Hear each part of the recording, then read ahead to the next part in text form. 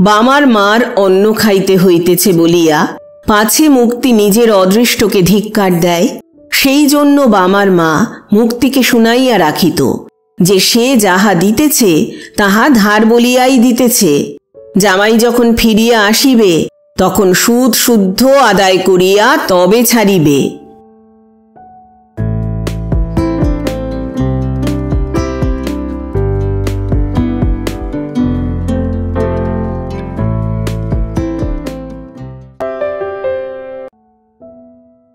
শুভেচ্ছা বন্ধুরা, একরাশ শুভেচ্ছা আর ভালোবাসা। আমি অর্পিতা, আর আপনারা শুনছেন এক ব্যাগ গপ্প ইউটিউব চ্যানেল। বন্ধুরা, শুরুতেই একটা ছোট্ট অনুরোধ, এখনও যারা এক ব্যাগ গপ্প চ্যানেলটি সাবস্ক্রাইব করেননি তাদের উদ্দেশ্যে বলি, আজই চ্যানেলটি সাবস্ক্রাইব করে সঙ্গে থাকুন, উৎসাহ পাব এগিয়ে চলার। আজ পড়ব শ্রদ্ধেয় কথাসাহিত্যিক শ্রীযুক্ত মণিলাল গঙ্গোপাধ্যায় রচিত একটি ছোট গল্প মুক্তি। গল্প পাঠ করছি আমি অর্পিতা। শুরু করছি। শ্রদ্ধেয় লেখক মণিলাল গঙ্গোপাধ্যায় রচিত মুক্তি।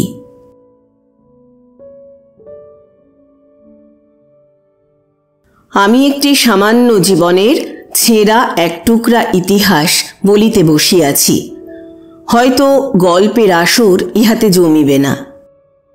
মুক্তি গৃহস্থ ঘরের বউ হইয়া যেদিন কলিকাতা শহরের সদর রাস্তায় পানের খিলি বেচিতে বসিল, সেদিন তার সংকোচ ততটা হয় নাই যতটা সে আশ্চর্য হইয়া গিয়াছিল। 12 বৎসর বয়সে বিবাহিত হইয়া আসিয়া স্বামীর সহিত মুক্তি কলিকাতার একটি স্যাঁতসেঁতে গলির মধ্যে সেই যে প্রবেশ করিয়াছিল, তারপর 6 বৎসরের মধ্যে একটি বারও আর বাহির হইতে পায় নাই। সেই ছোট্ট অন্ধকার ঝুপসি ঘরটির মধ্যে দিন রাত আবদ্ধ থাকিয়া তার এমনি অভ্যাস হইয়া গিয়াছিল যে জগতের কোথাও যে আলো আছে, বাতাস আছে, তা তার মনেই পড়িত না। আজ হঠাৎ একেবারে এতটা আলোর মধ্যে আসিয়া পড়িয়া সে যেন দিশেহারা হইয়া গিয়াছিল। তার অন্ধকার অভ্যস্ত চোখ আলোর পানে সে ভালো করিয়া মেলিতেই পারিতেছিল না। এখন প্রশ্ন হইতে পারে, গৃহস্থ ঘরের অন্তঃপুরিকা হইয়া মুক্তির পক্ষে বাজারের পানোয়ালি হওয়া কেমন করিয়া সম্ভব হইল? অনেকে কথাটাকে হয়তো আজগুবি মনে করিবেন, কিন্তু তা নয়। আমার কথায় বিশ্বাস না হয় আমি সাক্ষী ডাকিতে রাজি আছি। মুক্তিকে কলিকাতা শহরের অনেকেই পান বেচিতে দেখিয়াছে। অত্যন্ত অনাদরে ও অবহেলায় মুক্তি মানুষ হইয়াছিল।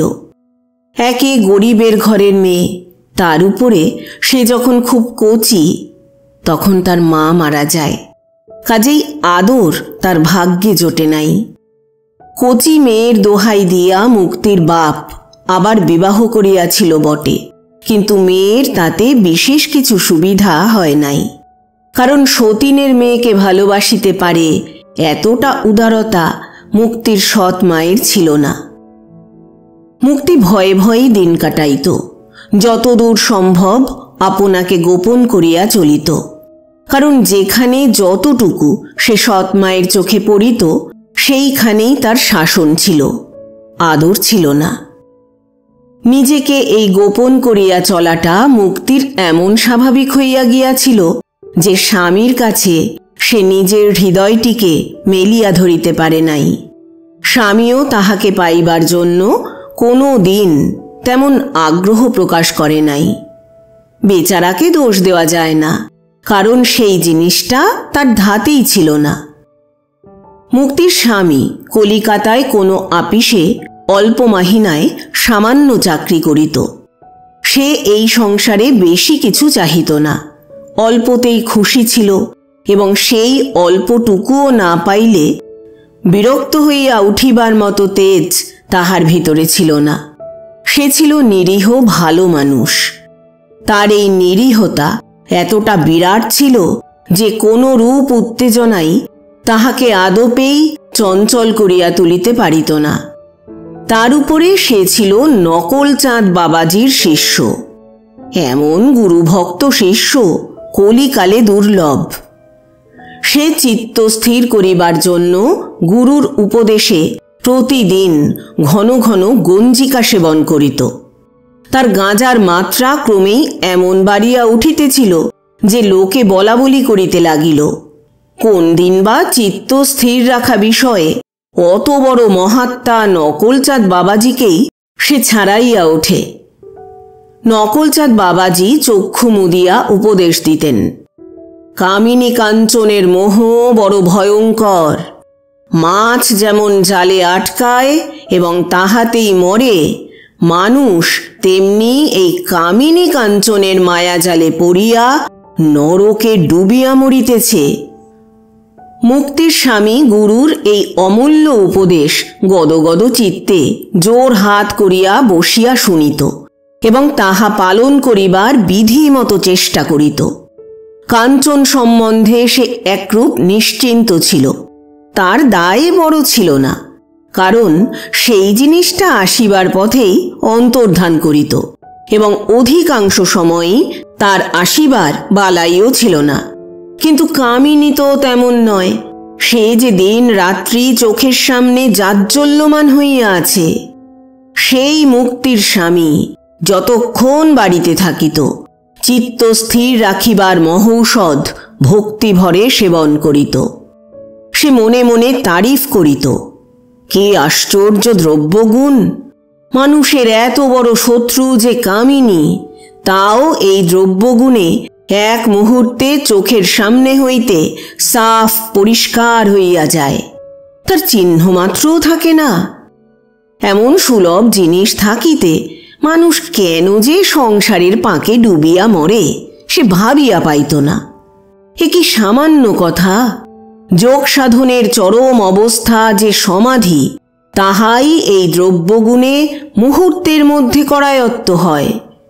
কোনো সাড়া নাই, শব্দ নাই, এত বড় জগৎখানা কোথায় তলাইয়া যায়? ভাগ্যে সে নকলচাঁদ বাবাজিকে পাইয়াছিল, তাই তো এই যাত্রা রক্ষা পাইয়া গেল, নয়তো তার কি দুর্দশাই হইত। সে ভাবিত, মানুষগুলো কি বোকা! এমন সাধু মহাত্মা জলজায়ন্ত থাকিতে লোকে কিনা হা অন্ন হা বস্ত্র করিয়া কাঁদিয়া মরে। নকলচাঁদ বাবাজির পায়ে আসিয়া পড়িলেই তো সব গোল চুকিয়া যায়। এই সব কথা ভাবিতে ভাবিতে তার মন যখন বিশ্ব সংসারের মানব জাতির দুর্দশায় কাতর হইয়া উঠিত, সে তখন দূর হগ্গে ছাই বলিয়া বেশি করিয়া চিত্ত স্থির করিবার আয়োজনে বসিয়া যাইত। এমনিতর ছায়ার মানুষ লইয়া মুক্তিকে ঘর করিতে হইত। স্বামীর যে একটা অস্তিত্ব আছে তাহা সে অনুভব করিবারই সুযোগ পাইত না। স্বামীর আদর তো ছিলই না, অত্যাচারটাও যদি থাকিত তা হইলেও না হয় সেই অত্যাচারের আঘাতে স্বামীর একটা ছাপ তার উপরে পড়িবার অবসর পাইত। কিন্তু যেখানে কেবল অবহেলা, সেখানে মানুষের সঙ্গে মানুষের কোনো সম্বন্ধই জমিয়া উঠিতে পায় না। তাছাড়া মুক্তি ছিল একলা ঘরের একলা মানুষ, আর 5 জনকে লইয়া যে তার হৃদয়ের ছন্দ উঠিবে পড়িবে তারও জো ছিল না। কাজেই সে আপনার মধ্যে আপনি এতটা সংকুচিত হইয়া পড়িয়া থাকিত যে তার সেই দুঃখী ঘরের আসবাবহীন ফাঁকা জায়গাও সে বেশি করিয়া জুড়িতে পারিত না। দিনের পর দিন কাটিয়া যাইত। প্রতিদিনের কর্তব্যগুলি সে একটির পর একটি করিয়া সারিয়া রাখিত। তাহাতে তার আনন্দও ছিল না, দুঃখও ছিল না। সে যেন কলের পুতুলের মতন চলিয়া ফিরিয়া বেড়াইত। হঠাৎ একদিন একটি সামান্য মানুষের হৃদয় তার লাভ হইয়া গেল। সে বামার মা। সে ছিল ঠিকা দাসী। যে দুঃখী পাড়ায় মুক্তিরা থাকিত, এই বামার মা ছিল সেই পাড়ার একমাত্র দাসী। সে সকাল বিকাল দুবেলা সদর রাস্তার ধারে বসিয়া পান বেচিত। দুপুরবেলা ঝড়ের মতো পাড়ার মধ্যে আসিয়া ঘরে ঘরে নির্দিষ্ট মতো কাজ করিয়া দিয়া চলিয়া যাইত। কেউ যদি একটুখানি অতিরিক্ত ফরমাস করিত তো অমনি গর্জন করিয়া উঠিত। তার সেই মার মূর্তি দেখিয়া কেউ আর দ্বিরুক্তি করিবার সাহস পাইত না। বামার মার সঙ্গে পাড়ার কারুরই আর কোনো সম্পর্ক ছিল না, এক কাজের সম্পর্ক ছাড়া। কাজ সারা হইলেই সে ছুটিয়া পলাইত, কাহারও পানে ফিরিয়া তাকাইত না। দুদণ্ড দাঁড়াইয়া কথা কহিবার অবসর পর্যন্ত তার ছিল না।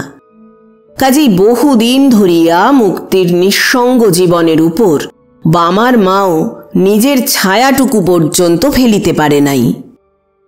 কিন্তু একদিন সে ধরা পড়িয়া গেল। মুক্তির জ্বর হইয়াছিল, সে একলাটি পড়িয়াছিল। সেদিন তার স্বামীর ছুটির দিন, কিন্তু গুরুজির আড্ডায় ভারী এক মোচ্ছব, কাজেই সে তাড়াতাড়ি চলিয়া গিয়াছিল। মুক্তির দিকে ফিরিয়া তাকাইবার সময় হয় নাই। তারপর 2 দিন একেবারে অদৃশ্য।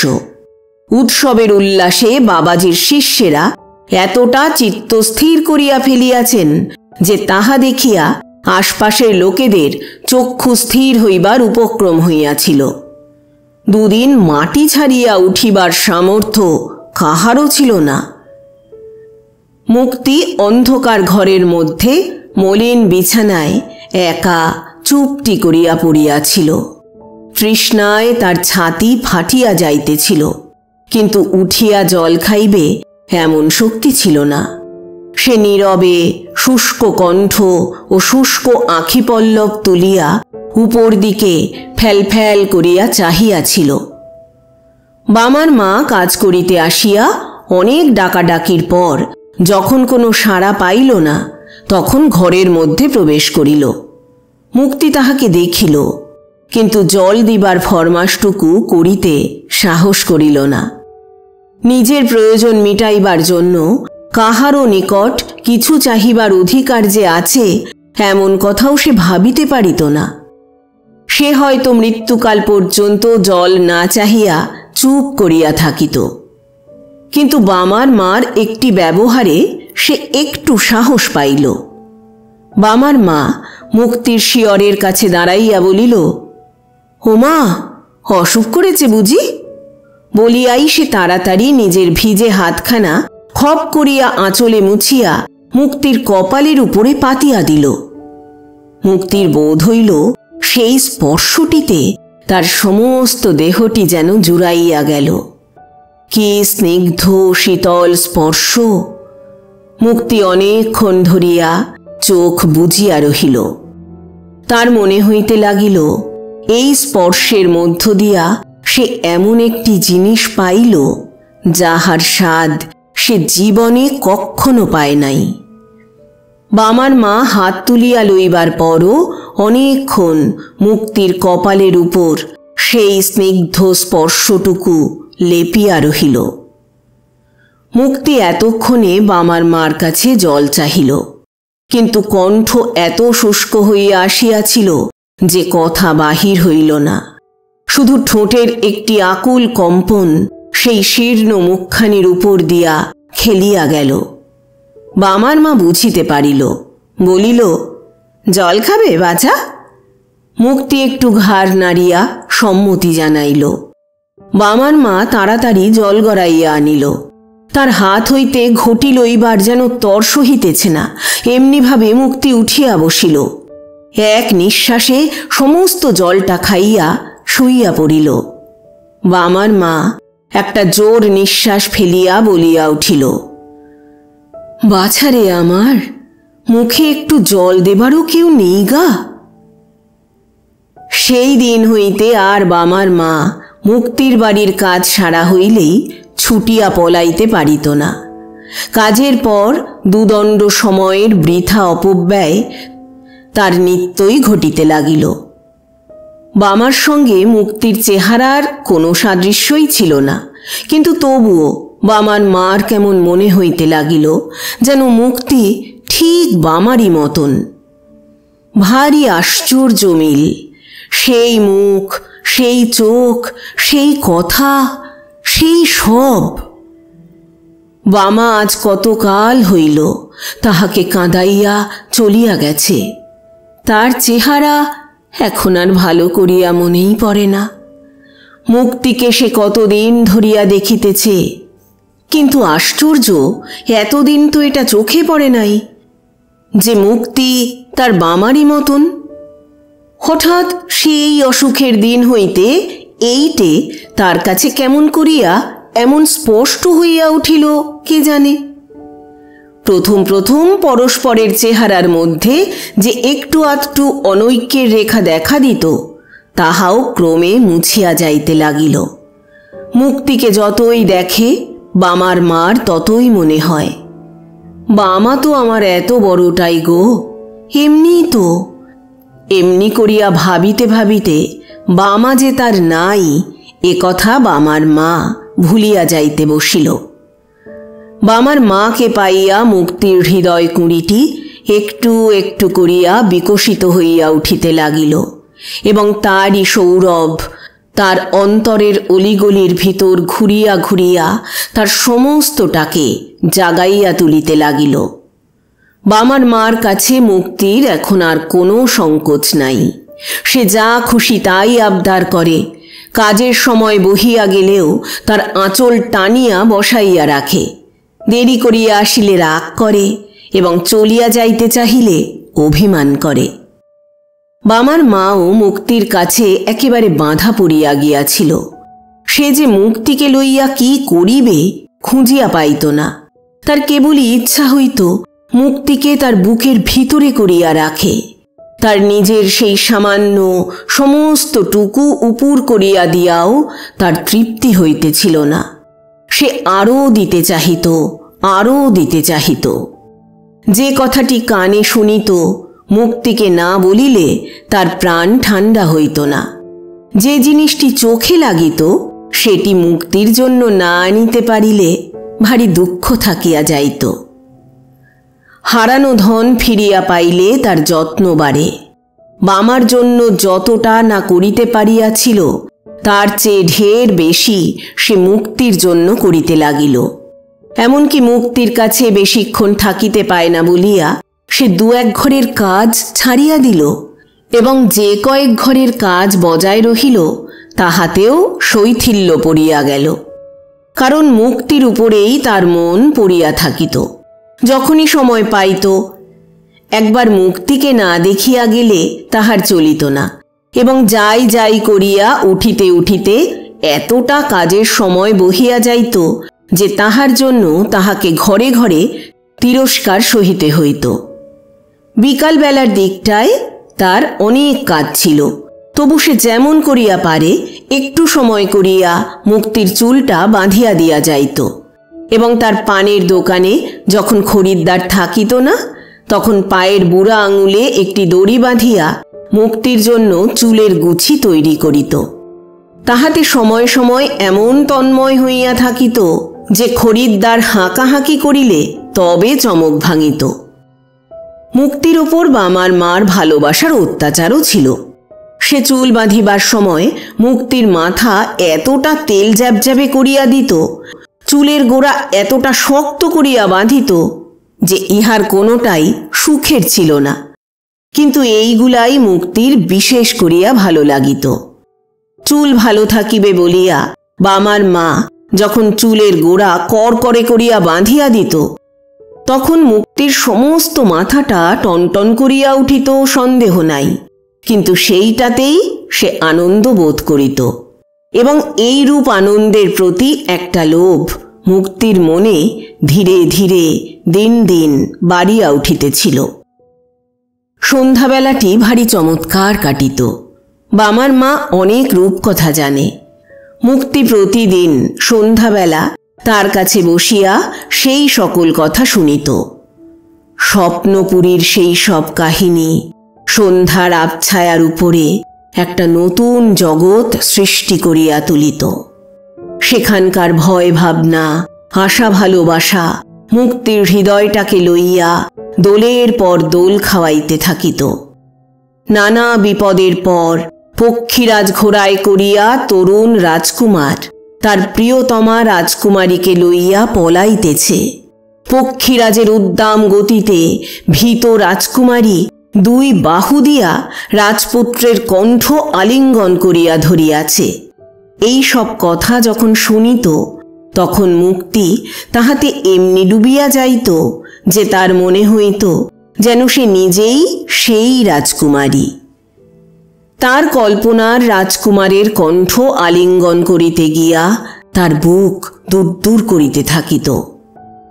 আবার রাজকুমারী যখন রাজকুমারের বিরহে বনে বনে কাঁদিয়া কাঁদিয়া ফিরিতেছে তখন সেই রাজকুমারীর কান্না মুক্তির বুকের ভিতর হইতে আপনি গুমরিয়া উঠিত। তারপর সব শেষে মিলনের দিনে রাজপুত্র রথে করিয়া আসিয়া যখন বলিত, রাজকুমারী এসো, তখন মুক্তির হৃদয় আগে ভাগে সেই রাজপুত্রের রথের উপরে উঠিয়া বসিয়া থাকিত। মুক্তি যখন একলাটি থাকিত এই সমস্ত কাহিনী মনের পৃষ্ঠা হইতে উল্টাইয়া পাল্টাইয়া বার বার করিয়া পড়িত। এর নূতনত্ব কিছুতেই ঘুচিত না। এমনি করিয়া সুখে দুঃখে মুক্তির দিন একরকম কাটিতেছিল। কিন্তু হঠাৎ এমন একটা ঘটনা ঘটিল যাহাতে সব উলট পালট হইয়া গেল। গেও যোগী ভিখ পায় না, এই প্রবাদটা যখন নকলচাঁদ বাবাজিকেও বাদ দিল না তখন বাবাজির বড় বিপদ হইল। প্রতিদিন তার আয় কমিতেছিল। শেষে এমন হইল যে সব ভক্তেরা রোজ কেবল প্রসাদটুকু পাইয়া কৃতার্থ হইবার জন্য আসিত। তাদেরও গাঁজার বরাদ্দের উপরে টান পড়িল। চিত্ত আর তেমন স্থির হইতেছে না, ভজন সাধনের ব্যাঘাত হইতেছে। এই বলিয়া ভক্তেরা দলে দলে অন্য মহাপুরুষের সন্ধানে বাহির হইয়া পড়িতে লাগিল। নূতন খরিদ্দারও জোটে না, পুরাতন খরিদ্দাররাও ভাঙিয়া যাইতেছে। এমন করিয়া আর কদিন চলে? কাজেই নকলচাঁদ বাবাজি জাল গুটাইবার আয়োজন করিতে লাগিলেন। মুক্তির স্বামী কিন্তু শেষ পর্যন্ত ছিল। সে বাবাজির পা কিছুতেই ছাড়ে নাই। চিত্ত স্থির হইবার ব্যাঘাত ঘটিতেছে বলিয়া তারও মনটা খুঁতখুত করিত বটে, কিন্তু বাবাজিকে ছাড়িয়া যাইতে মন সরিত না। ইহকাল তো কিছুই নয়, পরকালের জন্যই তো ভাবনা। সেই জন্য এই পরকালের গতি সম্বন্ধে তার ভারী একটা লোভ ছিল।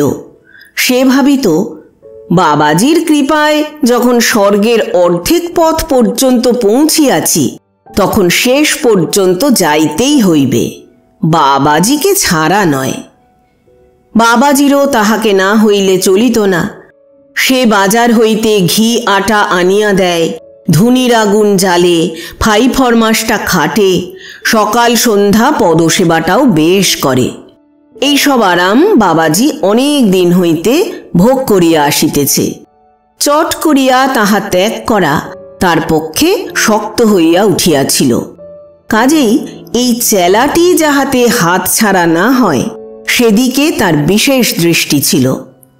সে একদিন এই ভক্তটির কাঁধের উপর বার দুই তিন থাপ্পড় দিয়া বলিল, বাচ্চা, আমি দেখছি তোরই ভিতর খাঁটি চিজ আছে।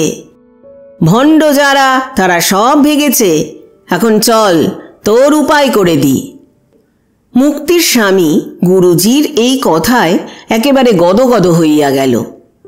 সে তো আগে হইতেই জানিত যে মহাপুরুষেরা কঠোর পরীক্ষার পর তবে স্বর্গে যাইবার গুপ্ত পথের সন্ধানটি ফাঁস করেন।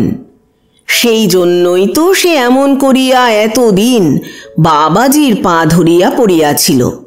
এখন এই মহা কঠোর পরীক্ষায় উত্তীর্ণ হইতে পারিয়াছে মনে করিয়া তার গর্ব হইতেছিল। গুরুজির কৃপা হইয়াছে, এই আনন্দে সে অনেকক্ষণ ধরিয়া মাটিতে পড়িয়া দুই হাত দিয়া গুরুজির পা জড়াইয়া রহিল। তারপর একদিন গাময় ভস্য মাখিয়া গুরুদেবের তল্পিতল্পা ঘাড়ে করিয়া সে গুরুজির পিছন পিছন কলিকাতা হইতে বাহির হইয়া পড়িল। মুক্তির কথাটা হঠাৎ একবার মনে হইয়াছিল, কিন্তু সে যে তার ধর্মপথের প্রতিবন্ধক, মুক্তি লাভের অন্তরায়, এই জন্য তার কথাটা মন হইতে ঝাড়িয়া ফেলিবার চেষ্টায় তৎক্ষণাৎ গাঁজার কলিকায় কষিয়া একটা দম দিতে বসিয়া গেল। যাইবার খবর মুক্তির কাছে নিজে দিতে গেলে পাছে কোনো ফ্যাসাদে জড়াইয়া পড়ে, সেই ভয়ে সে যাইবার সময় মুক্তির সহিত দেখা করিতে গেল না। একটা উড়ো লোক দিয়া খবরটা পাঠাইয়া দিল। মুক্তির স্বামী আছে বা আমার মা শুধু এইটুকুই জানিত। এই পর্যন্ত তাহার সহিত কোনো পরিচয় হয় নাই। সে যখন মুক্তির কাছে আসিত, প্রায়ই তার স্বামী বাড়ি থাকিত না। দৈবাৎ কখনো দেখা হইলে পাশ কাটাইয়া চলিয়া যাইত। কাজেই মুক্তির স্বামী যে অন্তর্ধান করিয়াছে, এই সন্দেহটি পর্যন্ত বামার মার মনে আসিতে পারে নাই। মুক্তিও কিছু বলে নাই, বলিবার কোনো তাগিদও তার মন হইতে ওঠে নাই। তার মনটি ছিল এমনি ভীরু যে সকল রকম অবস্থাকে নিঃশব্দে মানিয়া লওয়াই তার ধর্ম ছিল। কোনো দুঃখ যখন তার সম্মুখে আসিয়া দাঁড়াইত, সে জড়সড় হইয়া তার পানে কেবল চাহিয়া থাকিত। তারপর সেটা যখন তার মাথার ঝুঁটি ধরিয়া নাড়া দিতে থাকিত, তখনও সে এমনি ভয়ে ভয়ে থাকিত যে একটা আর্তনাদও করিতে পারিত না। সমস্ত দুঃখকে বুকের মধ্যে চাপিয়া সে কাঠ হইয়া থাকিত। স্বামী যে তার একটা সহায়, এমনভাবে স্বামীকে দেখিবার অবকাশ মুক্তির কখনো হয় নাই। কাজেই স্বামী যখন তাহাকে পরিত্যাগ করিয়া চলিয়া গেল, তখন সে নিজেকে যে খুব একটা নিঃসহায় মনে করিল তা নয়। বামার মার সঙ্গে তার যেমন দিন কাটিতেছিল তেমনি কাটিতে লাগিল, কিন্তু এক জায়গায় একটু বাধিল। স্বামী চলিয়া যাইবার দিন 2-4 পরে বামার মা বাজারের পয়সা চাহিলে মুক্তি বলিল, বাজার করবার দরকার নেই। বামার মা অবাক হইয়া মুক্তির পানে চাহিয়া রহিল। মুক্তি আর কথাটি কহিল না। তার বলিবার কথা সমস্ত যেন ওইখানেই শেষ হইয়া গিয়াছে। পয়সা নাই তাই বাজার হইবে না, এর আগে কিংবা এর পরে যে কোনো কথা আছে তাহা তার মন ভাবিতেই পারিল না। বামার মা কিন্তু এত সহজে ব্যাপারটা উড়াইয়া দিতে পারিল না। সে প্রশ্নের পর প্রশ্ন করিয়া আসল কথাটা জানিয়া লইল, কিন্তু বামার মার মনে কেমন একটা খটকা লাগিতেছিল। খামকা একটা মানুষ নিজের স্ত্রীকে এমন করিয়া ফেলিয়া পালাই কেন? তাই সে বারবার মুক্তিকে প্রশ্ন করিতে লাগিল, বলো না, কিছু ঝগড়াঝাটি হয়েছে বুঝি? মুক্তি যতই বলে না, বামার মা কিছুতেই সেই কথা কানে তুলিতে চাহে না। সে চাহিতেছিল মুক্তি বলুক হ্যাঁ, নইলে সে যে নিশ্চিন্ত হইতে পারিতেছিল না। তারপর দিনের পর দিন চলিয়া গেলে বামার মার আপনা হইতেই যখন দৃঢ় বিশ্বাস হইল যে মানুষ ঝগড়া করিয়া কখনো এতদিন ঘর ছাড়িয়া থাকে না, তখন সে একটা দীর্ঘ নিঃশ্বাস ফেলিয়া মুক্তির পাশে চুপ করিয়া বসিয়া পড়িল। সেই সময় তার নিজের জীবনের কথাই মনে পড়িতেছিল। সে যে ভুক্তভোগী। তার বামাকে বুকে ধরিয়া সে যেদিন একা নিঃসহায় অবস্থায় পথে আসিয়া দাঁড়াইয়াছিল, সেদিনকার কথা তার মনে পড়িতে লাগিল। সে কি ভীষণ অসহায়তা, কোনো দিকে যেন কুল নাই। আজ যে মুক্তিরও সেই অবস্থা। এই কথা মনে করিয়া তার বুক কাঁপিয়া উঠিল। একটা মিথ্যা সন্দেহে তার স্বামী যখন তাহাকে দূর করিয়া দিয়াছিল, তখন স্বামীর উপর সে তেমন করিয়া রাগ করিতে পারে নাই। হাজার হোক স্বামী তো বটে। সেদিন সে স্বামীকে ধিক্কার দেয় নাই, নিজের অদৃষ্টকেই ধিক্কার দিয়াছিল। কিন্তু আজ মুক্তির এই অবস্থা দেখিয়া সে পৃথিবীর সমস্ত স্বামীর উপরে হাড়ে চটিয়া গেল এবং তাহাদের সকলকার মুখাগ্নির ব্যবস্থা করিল। বিবাহ হইয়া গেলে মুক্তির বাপের বাড়ি হইতে কেউ আর তার কোনো খবর লয় নাই। মুক্তির সৎমা নূতন সংসার বেশ করিয়া জমাইয়া বসিয়াছিল। নিজের ছেলে মেয়েদের লইয়া সে সমস্ত সংসারটা এমন করিয়া জুড়িয়া বসিয়াছিল যে মুক্তির জন্য এতটুকু স্থান পড়িয়া থাকে নাই। তার উপরে অনটনের সংসার, যাহাকে বাহিরে ঠেলিয়া রাখা যায় এমন লোককে ডাকিয়া নিজের ভাতকে ভাগ দেবার মতো উদারতা সাধু সমাজেই দুর্লভ। মুক্তির সৎমা তো কোন ছাড়। বাপের বাড়ির দিকে মুক্তির কোনো টান ছিল না। সেখানে তার এমন কিছুই ছিল না যাহাকে সে আপনার বলিতে পারে। সেই জন্য বামার মা যখন সেখানকার কথা তুলিল, মুক্তি অবলীলাক্রমে বলিয়া ফেলিল, সেখানে আমার কেউ নেই বামার মা। বাপের বাড়ির কথা উঠিতেই মুক্তির ব্যাকুল হাতখানা বামার মার আঁচলটা জোর মুঠিতে আঁকড়াইয়া ধরিল। মুক্তির ঘরে সঞ্চয় ছিল না, গায়ে অলঙ্কারও ছিল না। এ অতি নাম রক্ষা করিবার জন্য হাতে দুগাছি পিতলের চুড়ি ছিল মাত্র। বামার মারও যা আয় ছিল তাতে তার একলার পেটটি কষ্টে চলিত। তার উপর ইদানিং মুক্তির জন্য তাহাকে আয়ের পথ সংকীর্ণ করিয়া আনিতে হইয়াছিল। কাজেই তার একার উপর নির্ভর করিয়া দুজনের দিন চলা ভার হইয়া উঠিল। বামার মা মনে মনে বলিত, আমি তো অনেক উপবাস করিয়াছি, উপবাস আমার গা সহা। এই বলিয়া সে মাঝে মাঝে উপবাস দিতে লাগিল। মুক্তি জিজ্ঞাসা করিলে বলিত, আজ যে মা অন্ন খেতে নেই। তারপর হঠাৎ একদিন মুক্তি আবিষ্কার করিল যে পাঁজিতে যেদিন উপবাসের বিধান নাই সেই দিনও বামার মা উপোস করিয়াছে। তখন সে ভারী আপত্তি করিতে লাগিল। সে বলিল, তুমি যদি অমন করে উপোস করো তাহলে আমিও তোমার সঙ্গে উপোস করব। বামার মা জিভ কাটিয়া বলিল, ও মা, সে কি হয়? তুমি হলে এ অস্ত্রী। আমার যে উপোস করা দরকার মা, তাতে শরীর ভালো থাকে। বুড়ো মানুষ বেশি খেলে গতর মাটি হবে। বামার মার অন্ন খাইতে হইতেছে বলিয়া পাছে মুক্তি নিজের অদৃষ্টকে ধিক্কার দেয়, সেই জন্য বামার মা মুক্তিকে শুনাইয়া রাখিত যে সে যাহা দিতেছে তাহা ধার বলিয়াই দিতেছে। জামাই যখন ফিরিয়া আসিবে তখন সুদ শুদ্ধ আদায় করিয়া তবে ছাড়িবে। কিন্তু অবস্থা ক্রমেই সঙ্গীন হইয়া উঠিতে লাগিল। শুধু পেটের অন্ন লইয়া যদি কথা হইত তাহা হইলে না হয় একরকম করিয়া চলিয়া যাইত, কিন্তু তা তো নয়। অভাব যে চারিদিকে।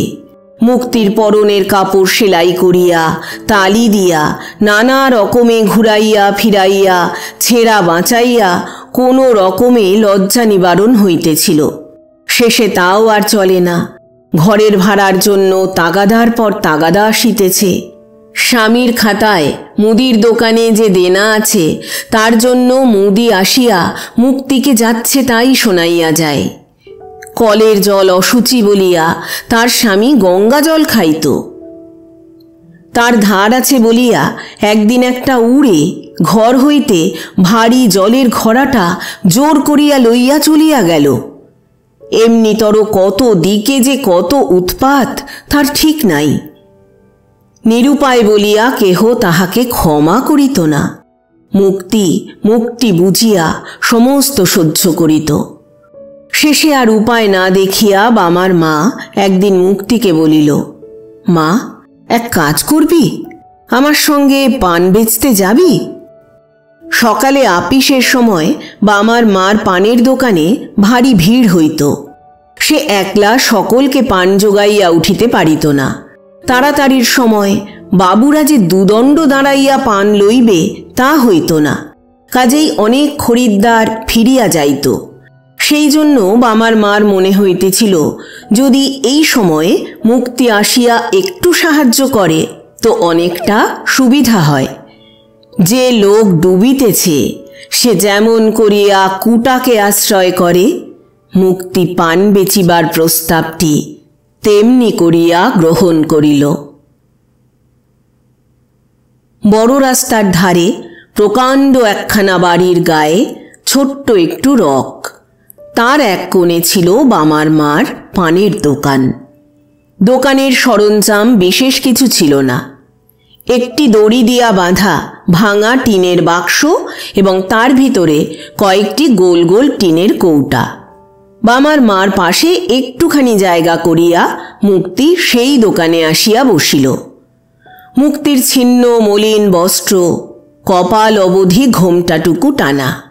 তার সেই শুষ্ক করুণ মুখখানির উপরে টানা টানা দুইটি চোখ স্থির হইয়া ভাসিতেছে। শুধু এইটুকুই দেখা যাইতেছিল। মুক্তি স্তব্ধ হইয়া এক দৃষ্টে পথের পানে চাহিয়া বসিয়া রহিল। তার মনটা চারিদিককার নূতন জিনিস দেখিবার জন্য উৎসুক হইয়া উঠিতেছিল, কিন্তু তার অনভ্যস্ত চোখ মনের সেই ঔৎসুক্যকে নিজের মধ্যে কিছুতেই জাগাইয়া তুলিতে পারিতেছিল না। তার চোখ যেন স্বপ্ন দেখিতেছিল এবং তার অলস দৃষ্টির সেই নীরব করুণ নীরবতার উপরে তার বোবা হৃদয়টির আভাস থাকিয়া থাকিয়া ভাসিয়া উঠিতেছিল। মুক্তি এমন জড়সড় হইয়া ছোট্টটি হইয়া বসিয়াছিল যে রাজপথের চারিদিকের ব্যস্ততা ও বিশালতার মধ্যে তাহাকে খুঁজিয়া পাওয়া দায়। কিন্তু তাহাতেই আশেপাশের চারিদিকে একটা চঞ্চলতার ঢেউ বহিয়া গেল। অনেকের উৎসুক দৃষ্টি তার উপরে বারে বারে পড়িতে লাগিল। আপিসের বাবুরা দোকানের ধারে এমন ভিড় করিয়া দাঁড়াইল যে সেই ভিড় দেখিবার জন্যই লোকের ভিড় জমিয়া গেল। মুক্তির হাত হইতে পান লইবার জন্য কাড়াকাড়ি পড়িয়া গেল। সেদিন বাবুদের আপিস যাইবার তাড়াতেও একটু শৈথিল্য দেখা গেল। পান না লইয়া কেহ নড়িল না এবং পান হাতে লইয়াও বন্ধুর জন্য অপেক্ষার অছিলায় অনেকে দাঁড়াইয়া রহিল। এমনও হইল যে অপেক্ষা করিতে করিতে হাতের পান ফুরাইয়া গেলে আবার পান খাইতে হইল। তাহাতে সময়ের এবং অর্থের যে অপব্যয় হইল তার জন্য তাহাদের এতটুকু ক্ষোভ প্রকাশ করিতে দেখা গেল না। মুক্তি এত জনসমাগমে একটু থতমত খাইয়া গিয়াছিল বটে, কিন্তু সে ঘুণাক্ষরেও বুঝিতে পারে নাই যে তারই জন্য এই কাণ্ড। সে ভাবিতেছিল বুঝি এমনি ধারাই রোজ হয়।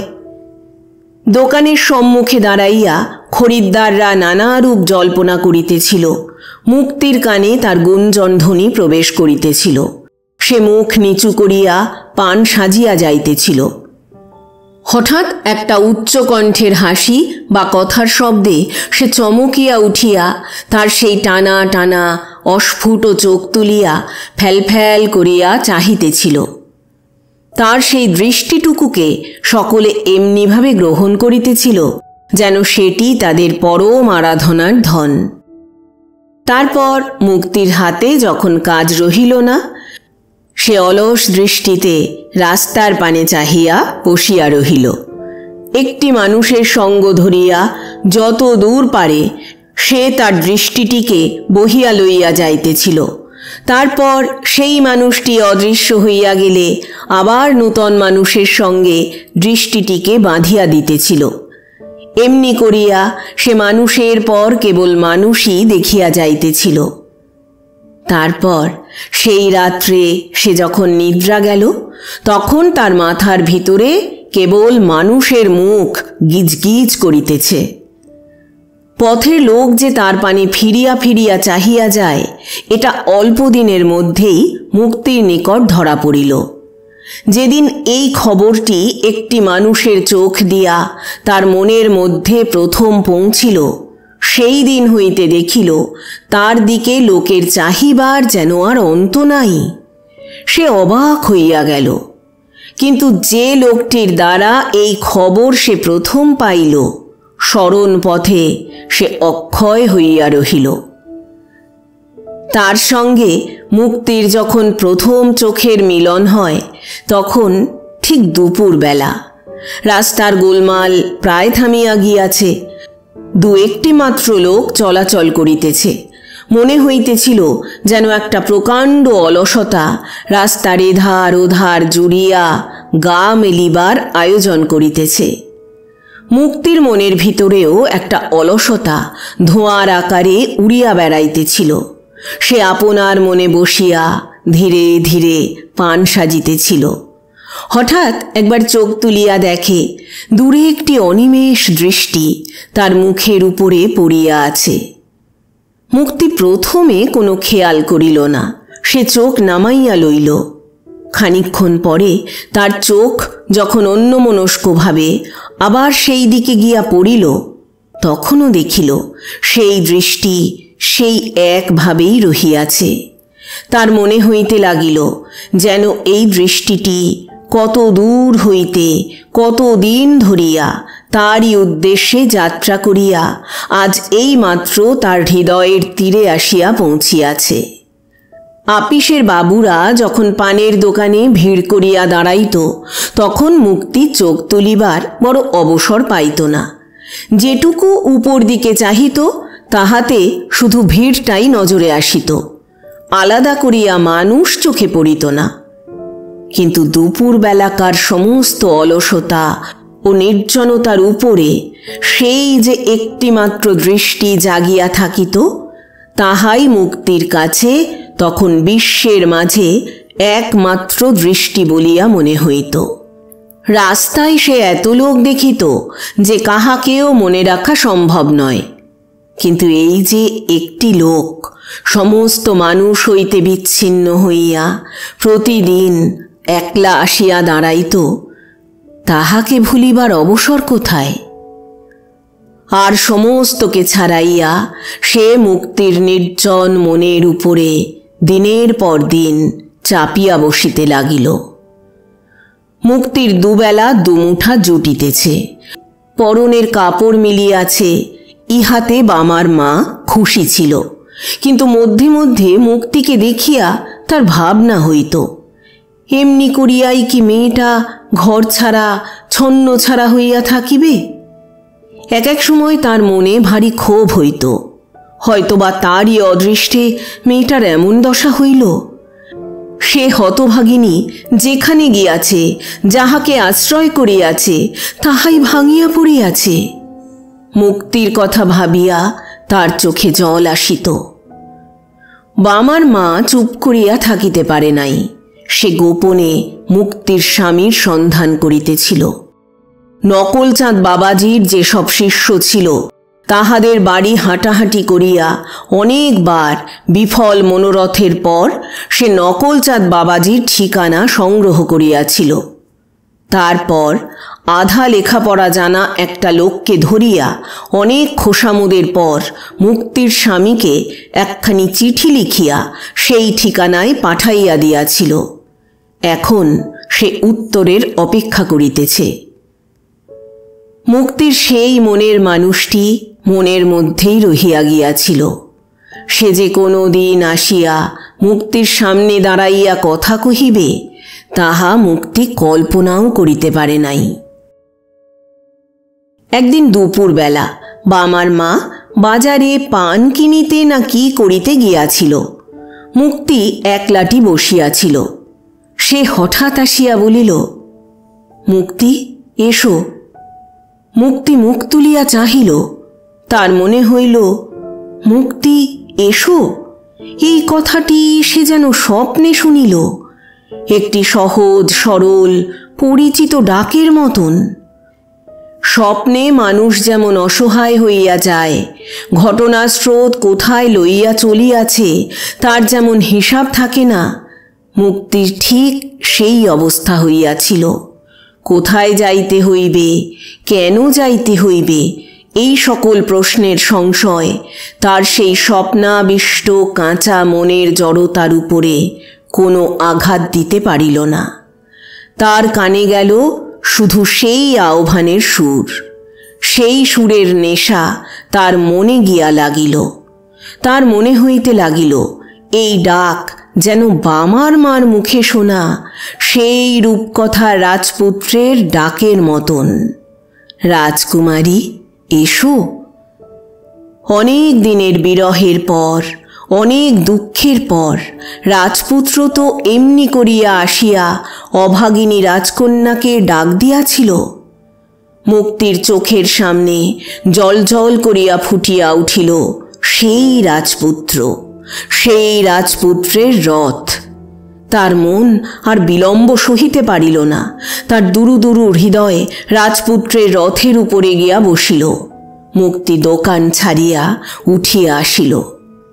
তারপর বৈকালে যখন চৌরাস্তার মাথায় একলা দাঁড়াইয়া চারিদিকে আকুল নেত্রে চাহিয়া দেখিতেছিল, তখন কোথায় তার সেই রাজপুত্র, কোথায় বা তার রথ? তার চোখের উপরে পৃথিবীর আলো ম্লান হইয়া আসিতেছিল। রাজপুত্রের রূপ ধরিয়া এ কোন মায়াবী রাক্ষস তাহাকে ভুলাইয়া গেল। তার সমস্ত শরীর জ্বলিয়া যাইতেছিল। তারপর যখন বামার মার দোকানে আসিয়া পৌঁছিল, তখন যেন বানবিদ্ধ পাখির মতো সে লুটাইতেছে। বামার মা একলাটি দোকানে বসিয়া আকাশ পাতাল ভাবিতেছিল। আজ সে মুক্তির স্বামীর চিঠি পাইয়াছে। সে লিখিয়াছে, তীর্থধর্ম করা তার আর পোষাইতেছে না।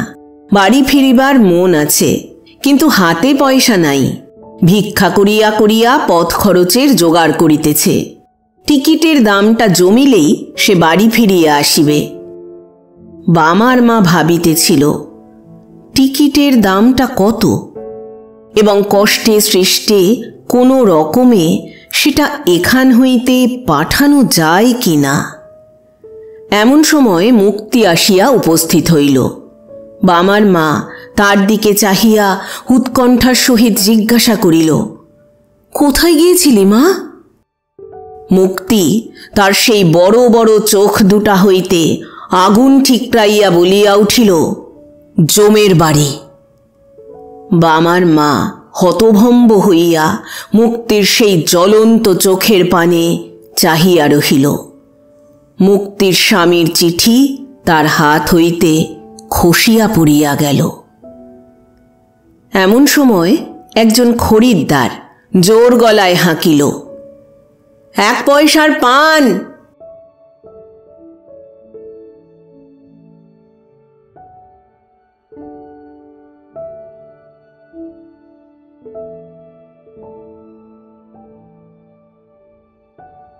এতক্ষণ শুনলেন শ্রদ্ধেয় লেখক মণিলাল গঙ্গোপাধ্যায় রচিত একটি ছোট গল্প মুক্তি। গল্প পাঠ করলাম আমি অর্পিতা। প্রচ্ছদ এঁকেছেন মোনালিসা। উপস্থাপনায় এক ব্যাগ গপ্প ইউটিউব চ্যানেল। বন্ধুরা, আবার আসবো আগামী সপ্তাহে আবার একটি ভালো লাগা গল্প নিয়ে। আজ তাহলে বিদায় নিচ্ছি। সবাই ভালো থাকবেন, সুস্থ থাকবেন। আর হ্যাঁ, গল্প পাঠ ভালো লাগলে চ্যানেলটি সাবস্ক্রাইব করে এবং লাইক, কমেন্ট ও শেয়ার করে পাশে থাকবেন।